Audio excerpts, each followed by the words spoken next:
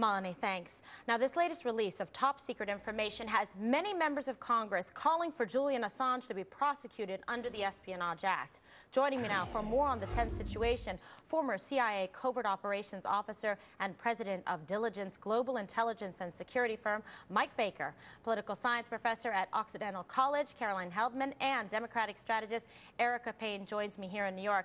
Mike, I'm going to begin with you. A lot of developments today on this story. How much damage do you believe this does to our national security and our ability to gather intelligence? Well, I think more to our ability to gather information and to have a trusting relationship with our allies and partners and others overseas. I mean, the important aspect of this, and one of the most damaging areas, will be all the documents that contain private comments that were picked up from our diplomats overseas. Say I'm a political counselor, and I go off and I have a conversation with a senior member of a government for some country where we have a sensitive issue. That individual tells me things in confidence. I report that back to Washington in these private channels. Now that gets public. So people overseas are becoming less and less willing to believe that we can keep our yap shut, that we can keep any secrets whatsoever as a result of, in large part, Wikileaks. All right, well, Julian Assange has said that his intent is to injure the United States in our war efforts. And according to the Espionage Act, quote, whomever transmits an unauthorized document relating to the national defense with reason to believe it could be used to the injury of the United States or to the advantage of any foreign nation shall be guilty of espionage. Caroline, I'm going to go to you on this. Do you believe that Julian Assange should be indicted on espionage? Well, I don't, Kimberly. I actually will be probably the only voice here saying that I think that Wikileaks is a good thing in the sense that we get information that is vital about wars in Afghanistan, wars in Iraq. The most recent leak is less so. And I know that the means are problematic, and I would agree with everyone else on the panel on that point, I'm sure.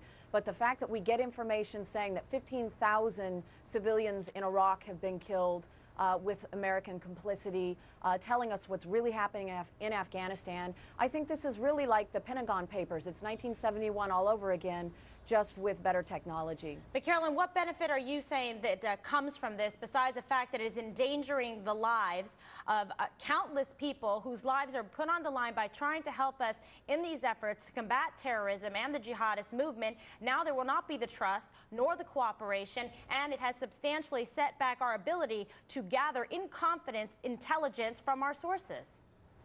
Well, Kimberly, I don't see any evidence of that, and the White House has yet to provide that evidence, even though they've made that claim.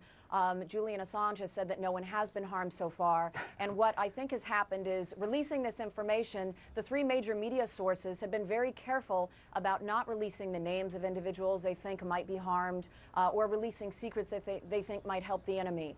So it's not just a wholesale data dump. It's one that is being done thoughtfully through three primary media sources. I think it's done completely against the interests of the United States and with the specific purpose, Erica, to harm the United States and our allies that are trying to combat terrorism.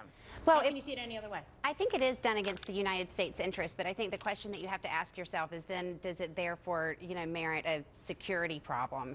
And what one person has equated this information to is kind of high-level gossip. And if you look through the things that have been learned, there's nothing in this that is all that startling. We gamed out what should happen if North Korea could fail. I think a fourth grader with an interest in national security would figure out that at some point the United States might want to figure out what would happen if North Korea failed. The Afghan government is corrupt. This is no great new information. I guess the problem is that Julian Assange, Mike, is operating essentially without impunity. He's able to do whatever he wants. There are no repercussions. He continues to do this. He's not being prosecuted and held accountable. I do not see why, and I think it's a failure, it looks like, of this administration to put him in check at all. Yeah, I wouldn't go ascribing any sort of political ideology, to Assange. He's a self-righteous, self-serving bag of pomposity, and Julian's primary desire here is to promote Julian. He should know better if he thinks that he can pass this off as some desire to improve the world, because this is going to do serious damage to human rights activists overseas that are working to promote democracy in their countries, and information about their activities gets out as a result of over 250,000 documents being dumped out here. So, you know, this idea, and I'm not sure about our other panelists, but during my time in government, I had the privilege of reading in on a lot of State Department traffic. Now, some of it is fairly pedestrian. Some of it's fairly, you know, atmospheric. But there's a great deal of information that gets passed off in what is supposed to be a very private communications channel that is very sensitive and talks very candidly and provides very important discussions between very sensitive sources. Well, there's lots more to discuss about this. We're going to have to leave it right there. Great discussion panel. Carolyn, Erica, and Mike, thanks. We're going to have you to stand by, Mike. I need you later. When we